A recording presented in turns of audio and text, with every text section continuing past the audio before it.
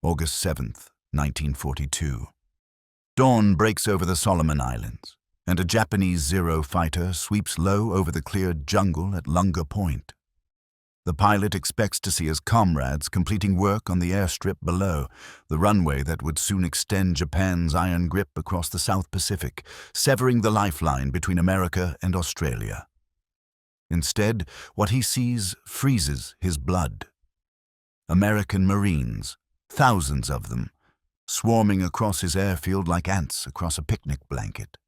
The pilot yanks his stick back, engine screaming as he claws for altitude, racing north to Rabaul with news that will shake the Imperial Japanese Navy to its core. The Americans have landed. The jungle war has begun, and for the next 6 months, a ragtag collection of Marine, Navy, and Army pilots, flying from a mud strip surrounded by hostile jungle, will fight the most desperate air campaign in American history. They will become legends. They will be called the Cactus Air Force, and they will prove that Japanese supremacy in the Pacific was nothing more than a myth waiting to be shattered. But on that morning in August 1942, as the first landing craft ground onto the black sand beaches of Guadalcanal, no one could have predicted the hell that was about to unfold. The Japanese had spent 3 years conquering the Pacific with a speed and ferocity that stunned the world. Malaya, Singapore, the Philippines, Wake Island, Hong Kong, the Dutch East Indies. One by one, the dominoes fell to Japanese military might, and everywhere they went, in every steaming jungle and coral-choked island, Japanese troops appeared to demonstrate tactical advantages that seemed to confound Allied commanders. They executed night attacks with precision. Their infiltration tactics created chaos in defensive perimeters. Their camouflage techniques proved so effective that American soldiers reported walking within feet of Japanese positions without detecting them. Marine training manuals from early 1942 acknowledged what every veteran of the early Pacific fighting had observed. Japanese forces held significant advantages in jungle warfare, advantages gained through extensive training and recent combat experience. The statistics were terrifying. In Malaya, Lieutenant General Tomoyuki Yamashita's 25th Army had torn through supposedly impregnable British defenses like a chainsaw through cardboard, covering 650 miles in just 70 days. In the Philippines, General Masaharu Homma's 14th Army had forced the surrender of 78,000 American and Filipino troops on Bataan.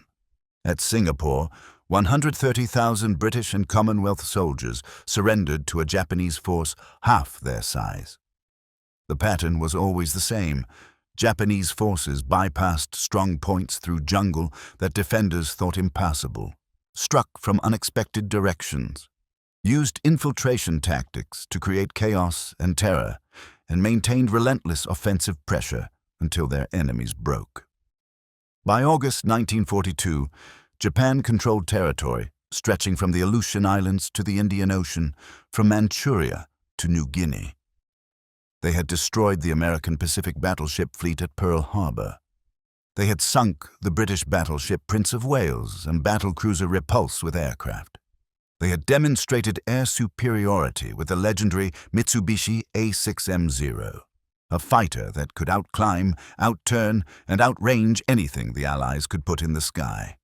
And now, the Japanese were building an airfield on Guadalcanal.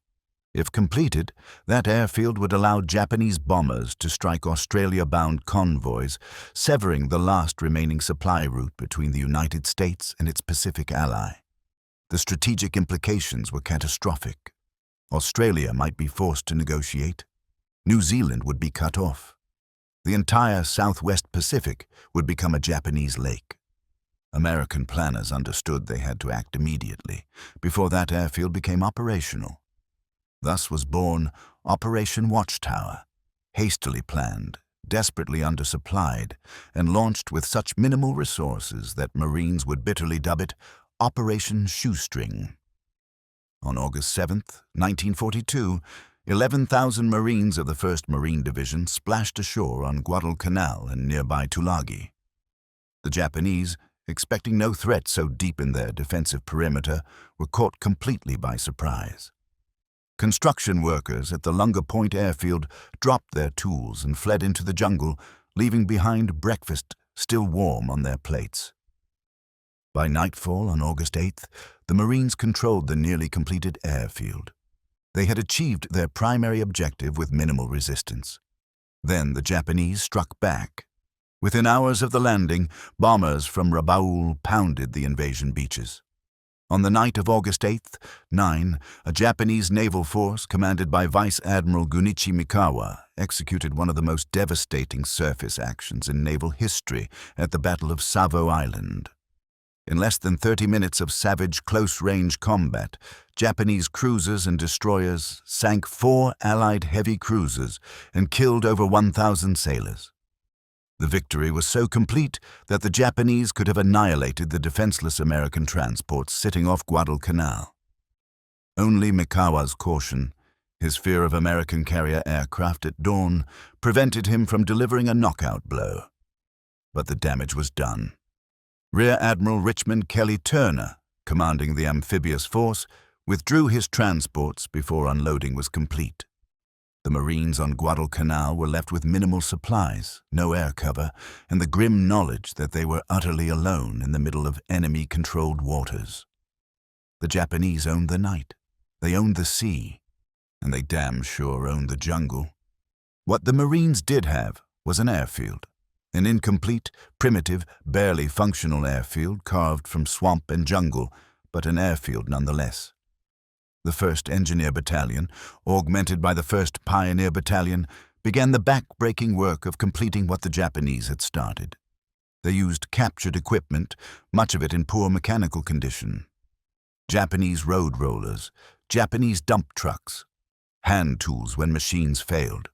They had to move 5,000 cubic yards of soil because the Japanese had started construction from both ends of the runway, leaving a gap of 180 to 200 feet in the middle. Marines shoveled dirt, dragged steel girders across the fill to smooth it, and cleared banyan trees at the end of the runway for a flight path. They worked under constant threat of air attack. They worked in brutal heat and daily tropical rainstorms that turned the field into a slough of black mud. They worked, knowing that Japanese forces were massing in the jungle around them, preparing to retake what had been stolen. The airfield the Marines created was unlike anything aviators had seen. When the first planes would arrive, they would find a field that was little more than a cow pasture cut from the jungle, mostly surrounded by coconut palms. The dirt and gravel airstrip stretched 3,778 feet long and 150 feet wide. Only 1,000 feet was covered with Marston matting, those perforated steel planks that kept aircraft from sinking into mud. The rest was just rolled dirt that became a rutted slough when it rained and choking dust when the sun beat down. The Japanese had laid out the airfield in a basin, the worst possible location for drainage. One Marine ace would later remark that Guadalcanal was the only place on Earth where you could stand up to your knees in mud and still get dust in your eyes at the same time. There were no fuel trucks. Aviation gasoline had to be hand-pumped from 55-gallon drums and strained through chamois to remove condensation. Even after fuel trucks arrived, the gas still had to be hand-pumped into the trucks first. Refueling a handful of aircraft often took several hours. There were no hangars, no repair buildings, no bomb hoists, so all munitions had to be hand-loaded onto aircraft.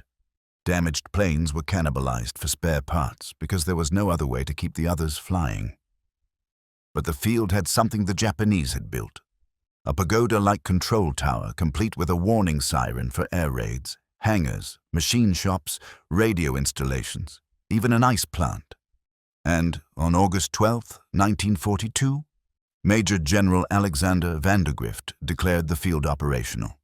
It was christened Henderson Field, named in honor of Major Lofton Henderson, commanding officer of VMS B-241, who had been killed at the Battle of Midway while leading his squadron against Japanese carriers. He was the first Marine aviator to die in that battle. Now his name would become synonymous with one of the most desperate air campaigns in history. The first aircraft to land at Henderson Field was a PBY Catalina patrol bomber on August 12th. But the real test would come 8 days later when the first permanent air contingent arrived to begin the defense of this impossible base deep in enemy territory. August 20th, 1942. The escort carrier USS Long Island steamed through heavy seas south of Guadalcanal, pitching and rolling in the swells. On her cramped flight deck, 31 Marine aircraft prepared for launch. 19 Grumman, F-4.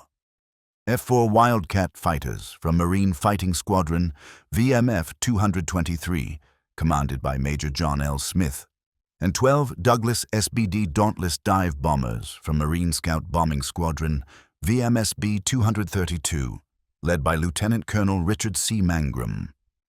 These men were about to become the founding fathers of the Cactus Air Force, though none of them yet knew that name.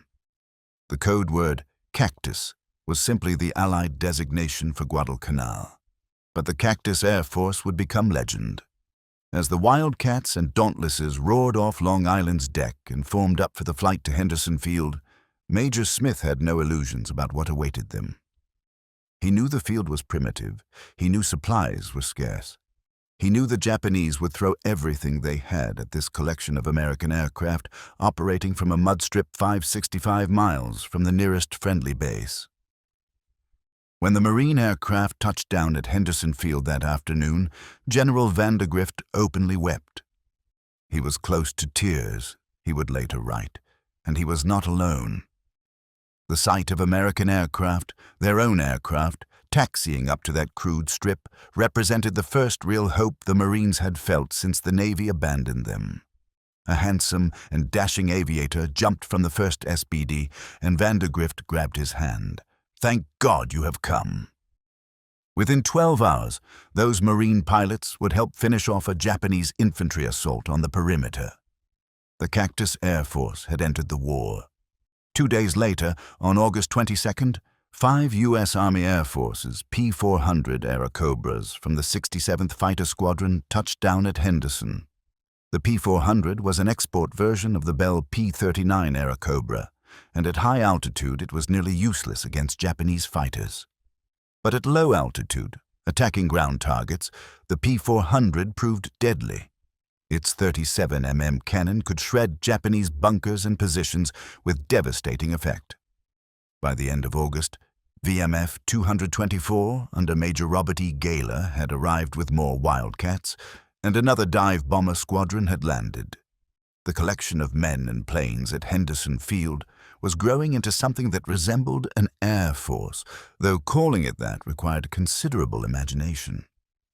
The Grumman F-4F Wildcat was the backbone of American carrier aviation in 1942, and it would become the heart of the Cactus Air Force. Designed for the challenging takeoffs and landings on small, heaving carrier decks, the F-4F was a stubby, barrel-chested fighter that looked more like a flying beer keg than a sleek fighter plane. It had a top speed of 318 miles per hour, a range of 830 miles, and a ceiling of 34,000 feet. The F-4F-4 model carried 6.50 caliber machine guns, heavy armor plating, and self-sealing fuel tanks.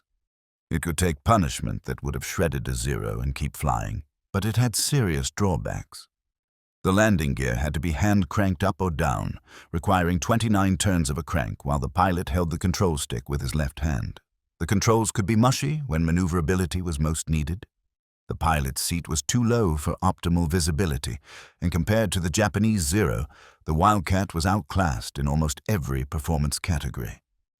The Mitsubishi, a 6M0, could outclimb it, outturn it, outrun it at high altitude. The Zero was faster, more maneuverable, and had longer range. Many Japanese pilots had gained experience over China and earlier Pacific operations, giving them tactical advantages in the campaign's opening weeks. But the Zero had fatal flaws that American pilots learned to exploit. It lacked armor plating for the pilot and self-sealing fuel tanks. Well-placed .50 caliber rounds could ignite a Zero's fuel tanks, turning the aircraft into a fireball.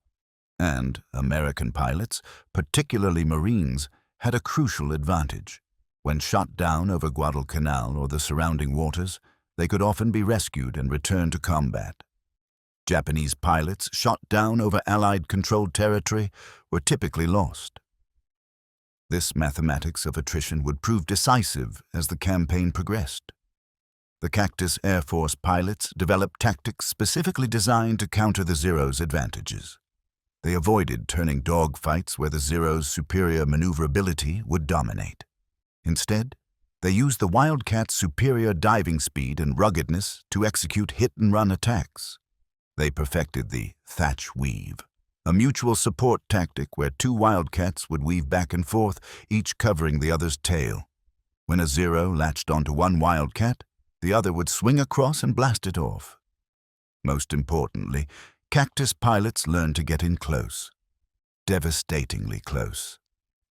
So close that other pilots joked they left powder burns on their targets. Captain Joe Foss, who would become one of America's greatest aces, became known for this aggressive approach. According to accounts from his squadron mates, Foss pressed his attacks to point-blank range before firing, believing this maximized his chances of scoring kills while conserving ammunition. But tactical brilliance couldn't overcome the brutal reality of life at Henderson Field. The Cactus Air Force wasn't just fighting the Japanese. They were fighting the island itself, the diseases it harbored, the supply shortages that left them perpetually on the edge of starvation, and the relentless cycle of Japanese attacks that gave them no rest. During the day, the Cactus Air Force owned the skies over Guadalcanal. Allied aircraft could operate with relative freedom, attacking Japanese positions, covering marine ground operations, and intercepting Japanese bomber raids from Rabaul. The 8-hour round-trip flight from Rabaul to Guadalcanal seriously hampered Japanese efforts to establish air superiority. Japanese aircrew had to fly almost 600 miles before engaging American pilots who were operating in the immediate area of Henderson Field, with all the advantages that implied. Throughout the campaign, Japanese pilots flying from Rabaul were exhausted before they even reached the combat zone. But when the sun set, everything changed. At night, the Japanese owned the seas around Guadalcanal. Their naval forces could operate with near impunity, and they used this advantage to execute what became known as the Tokyo Express. The Tokyo Express was Japanese efficiency reduced to its purest form.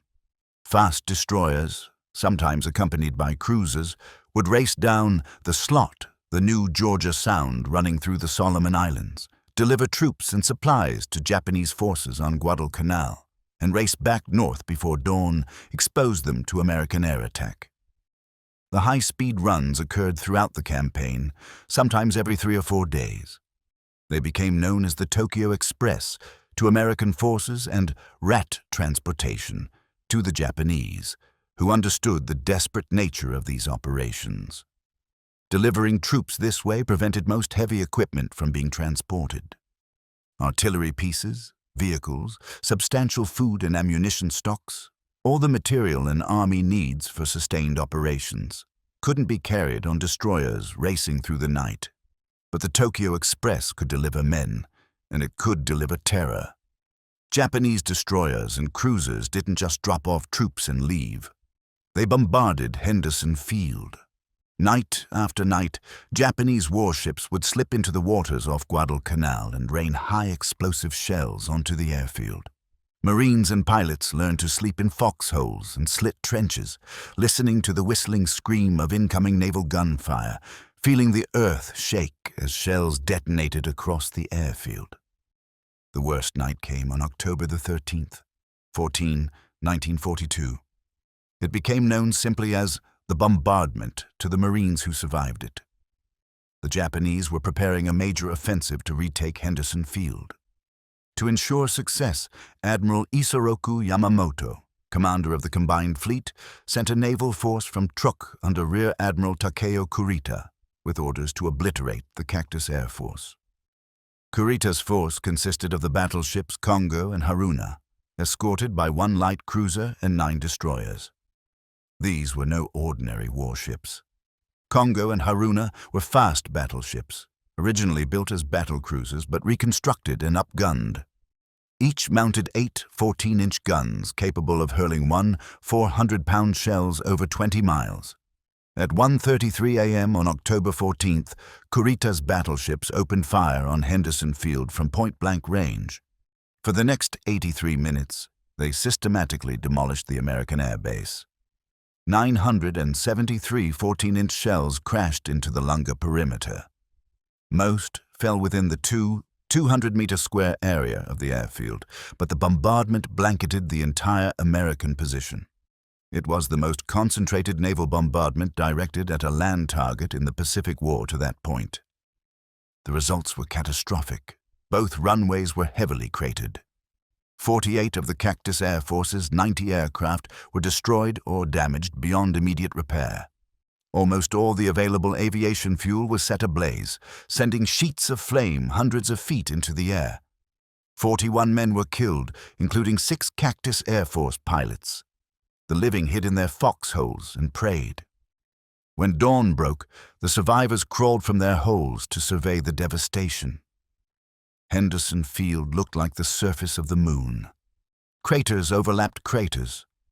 Wrecked aircraft burned or lay twisted in pieces. The fuel dumps were still burning. It seemed impossible that the field could ever operate again. But Henderson Field personnel had become experts in the impossible. Within hours, they had 1 runway operational. Work crews filled craters, while others scavenged parts from destroyed aircraft to repair damaged ones. Fuel was flown in aboard transport aircraft. By afternoon, Cactus Air Force fighters were back in the sky. The Japanese had delivered their best punch, and Henderson Field had survived. But the punishment never stopped. Japanese artillery, landed by the Tokyo Express, shelled the field during the day. Japanese bombers from Rabaul attacked almost daily. At night, the Tokyo Express returned and the naval bombardments resumed. Marines and pilots existed in a state of perpetual exhaustion.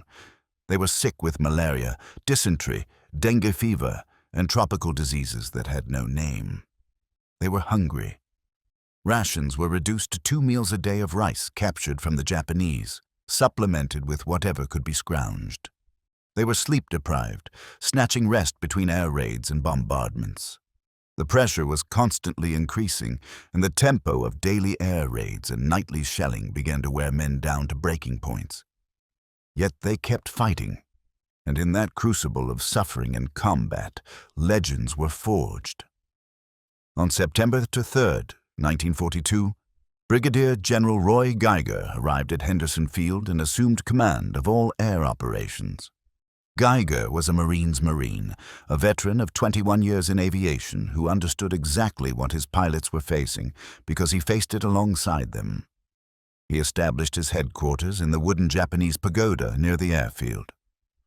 Contemporary accounts described him as curt, cold, and demanding, determined to extract maximum performance from men and machines. Yet his leadership style, combining tough discipline with personal example, raised morale among squadron survivors.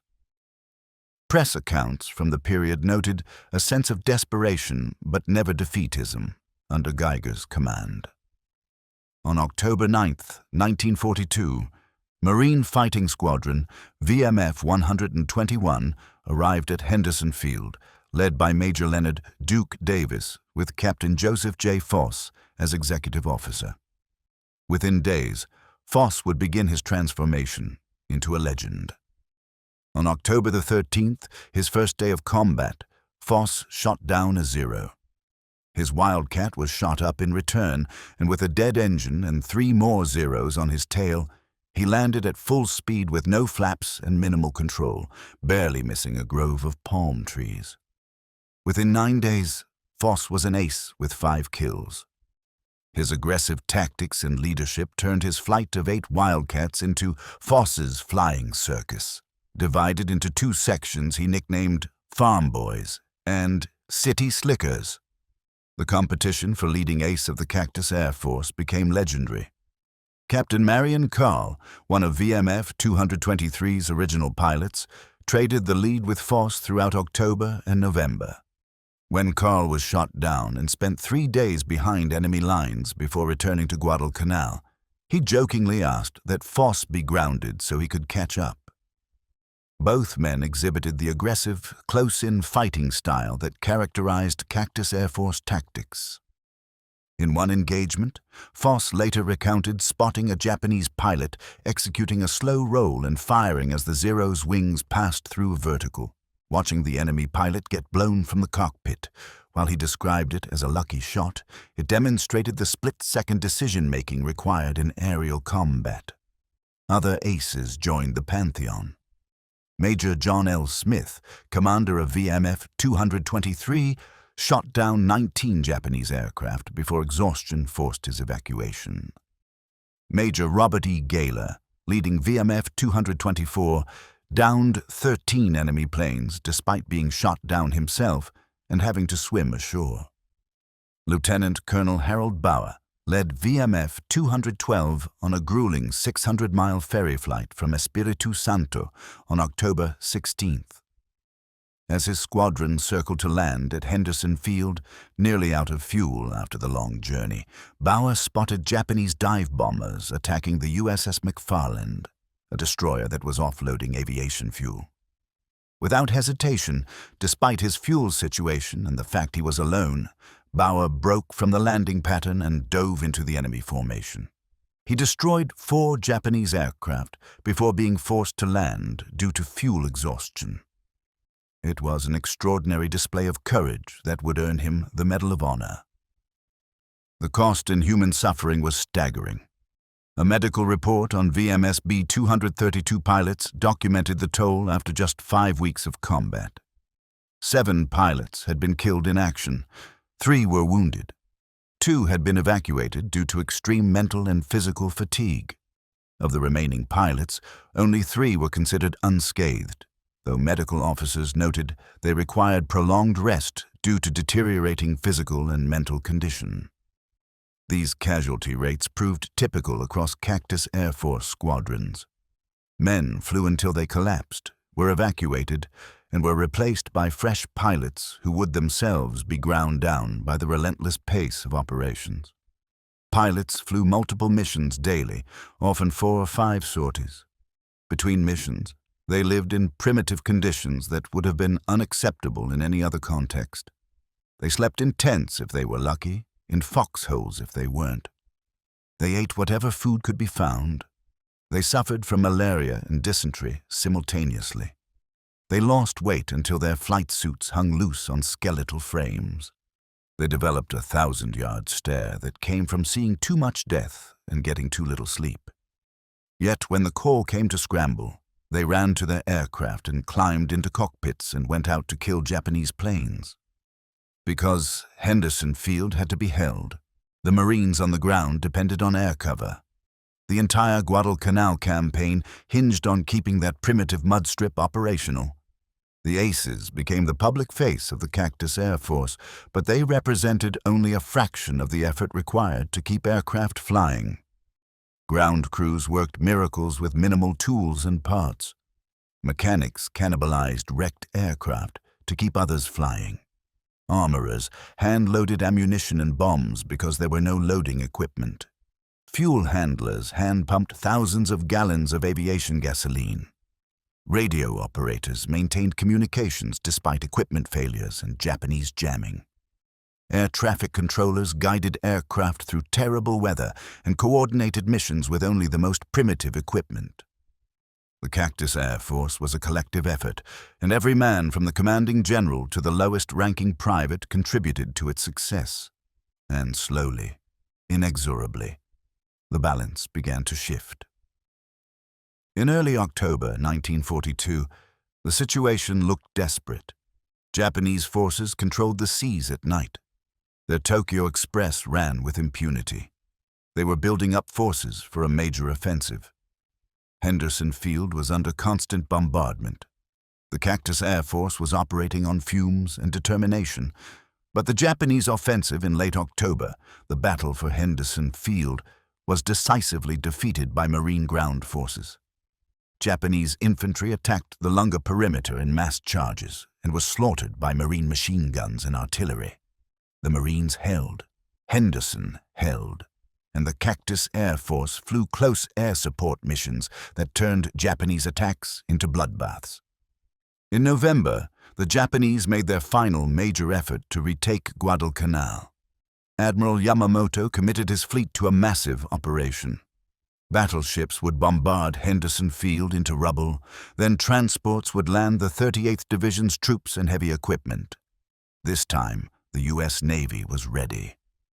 In the naval Battle of Guadalcanal, fought from November the 12th, 15 American cruisers and destroyers engaged Japanese battleships in point-blank night actions of incredible ferocity. The U.S. Navy lost the light cruisers Atlanta and Juno, along with 7 destroyers.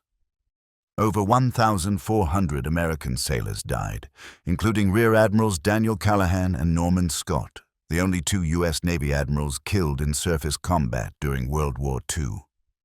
But the Japanese lost the battleships Hiei and Kirishima, the heavy cruiser Kinugasa, 3 destroyers, and most critically, the majority of their troop transports.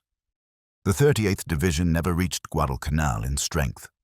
The Japanese Navy's attempt to bombard Henderson Field was defeated, and Cactus Air Force dive bombers from Henderson Field hunted down and destroyed the surviving Japanese transports, completing the catastrophe.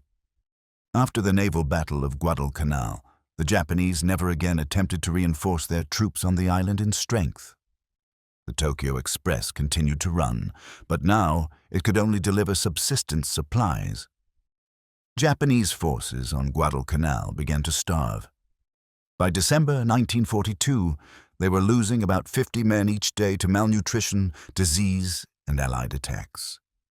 The numbers tell a story of the Cactus Air Force's impact, though precise figures remain subject to historical debate. Between August 1942 and February 1943, Cactus pilots claimed over 250 aerial victories.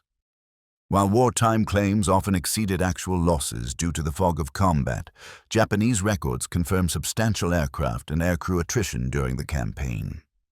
More concretely documented, Cactus Air Force dive bombers and torpedo bombers sank 17 major Japanese naval vessels and damaged 18 others.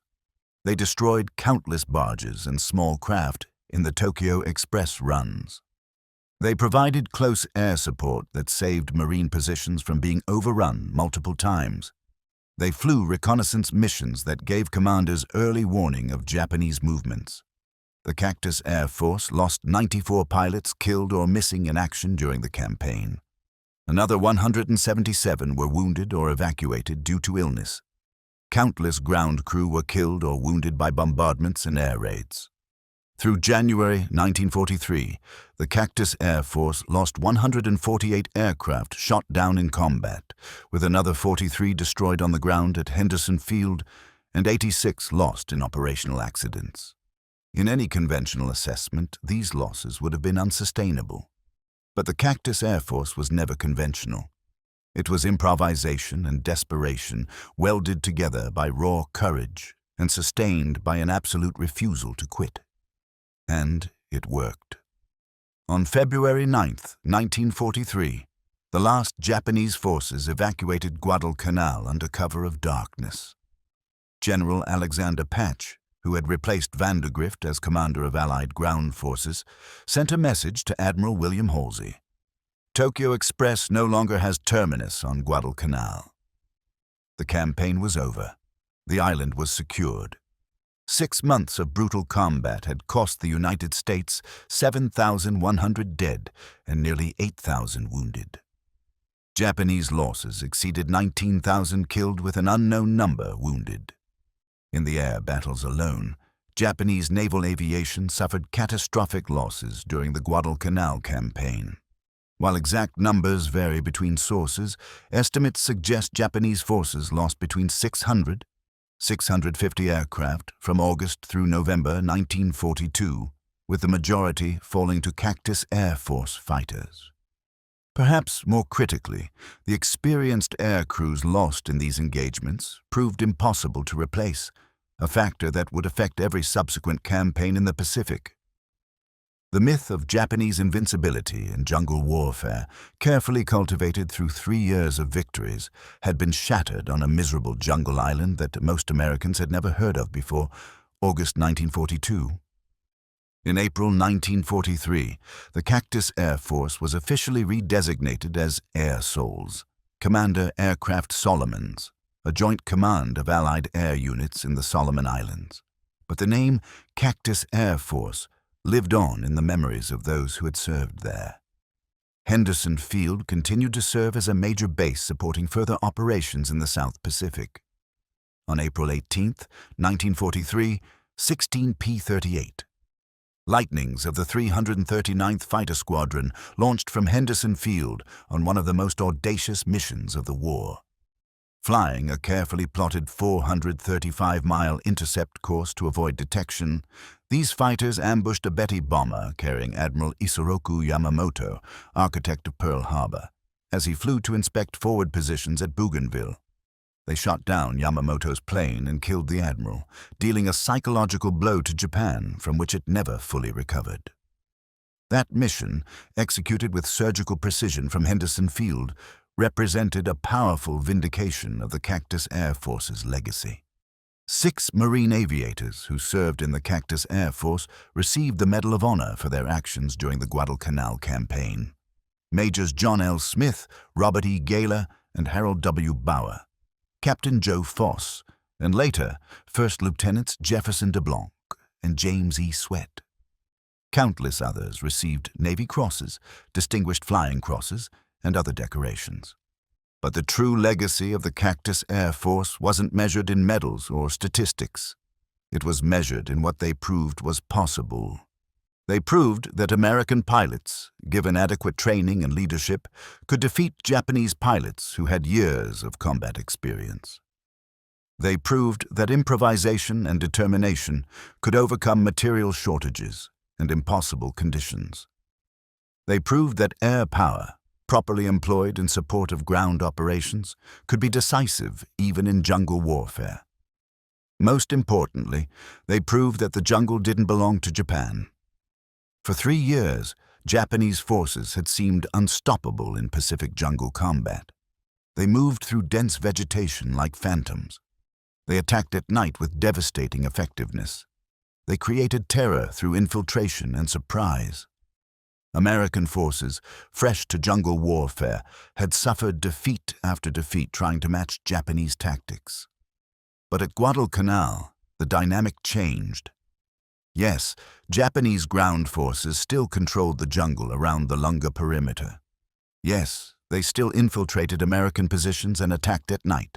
But Japanese forces couldn't operate during daylight without being attacked by Cactus Air Force fighters and dive bombers. They couldn't move supplies without being spotted and strafed. They couldn't concentrate for major attacks without American aircraft breaking up their formations. The jungle still belonged to Japan at night, but during the day, American air power made that jungle a death trap for Japanese forces. The transformation was complete when you considered where both sides started and where they ended. In August 1942, Japan controlled the seas around Guadalcanal. They had air superiority from their base at Rabaul. Their ground forces were experienced jungle fighters. The Americans were operating from a hastily secured beachhead with minimal supplies and no air cover. By February 1943, the Japanese were evacuating their starving, disease-ridden survivors under cover of darkness, abandoning the island entirely. American air power, based at Henderson Field and multiple auxiliary strips, completely dominated the air over Guadalcanal and the surrounding waters. American ground forces had proven they could match Japanese jungle fighters in close combat and win. The strategic balance in the Pacific had fundamentally shifted. The Cactus Air Force didn't win the Guadalcanal campaign alone. The Marines and soldiers who held the Lunga perimeter against repeated Japanese assaults were equally critical. The Navy, despite horrific losses, continued to resupply Henderson Field and contest Japanese naval operations. Coast watchers, native scouts, Seabees, logistics personnel, all contributed to the victory. But without the Cactus Air Force, Henderson Field would have been overrun. Without Henderson Field, the Marines couldn't have held Guadalcanal, and without Guadalcanal, the entire strategic picture in the Pacific would have been radically different. The pilots and ground crews who served in the Cactus Air Force went on to distinguished careers. Joe Force, who shot down 26 Japanese aircraft during the campaign, tying Eddie Rickenbacker's World War I record, would become governor of South Dakota and the first commissioner of the American Football League. Marion Carl continued flying in combat and later became a test pilot, setting aviation records and advancing fighter development. Countless others served in subsequent Pacific campaigns, flew in Korea and Vietnam, or returned to civilian life carrying memories they could never fully shake. They had seen Henderson Field at its worst. A mud strip surrounded by jungle, pounded by naval gunfire, bombed daily, operating on fumes and sheer willpower. They had flown aircraft held together by cannibalized parts and prayer. They had fought while sick, exhausted, and half-starved. They had watched friends die in burning cockpits or disappear into the jungle after being shot down. But they had also seen Henderson Field at its finest, when a makeshift air force operating from a primitive base in the middle of enemy territory fought the Imperial Japanese Navy and Army to a standstill and won. The story of the Cactus Air Force is a story of ordinary men thrust into extraordinary circumstances who responded with extraordinary courage. They didn't have the best equipment, they didn't have adequate supplies. They didn't have reinforcements standing by or safe bases to retreat to if things went wrong. What they had was each other. A mission they understood was critical, and the determination to see it through no matter the cost.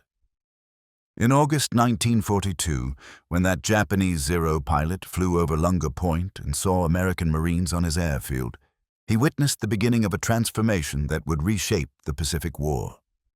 The jungle had belonged to Japan because Japanese forces had mastered jungle warfare, and American forces had not yet learned to fight in that environment. But air power changed the equation. The Cactus Air Force didn't need to master jungle tactics to neutralize Japanese jungle superiority. They just needed to own the skies. And own the skies they did, with an aggressive, uncompromising ferocity that stunned Japanese commanders who had grown accustomed to easy victories. By the time the campaign ended in February 1943, a new truth had been written in blood and fire across the skies of Guadalcanal. The jungle might belong to whoever controlled the ground, but the air belonged to the United States. And in the Pacific War, that would make all the difference. If you found this deep dive into the Cactus Air Force's incredible stand at Guadalcanal fascinating, hit that like button and subscribe for more in-depth explorations of World War II's pivotal moments. We're just getting started uncovering the stories of tactical innovation and raw courage that shaped the outcome of history's greatest conflict. What battle would you like us to cover next? Let us know in the comments below.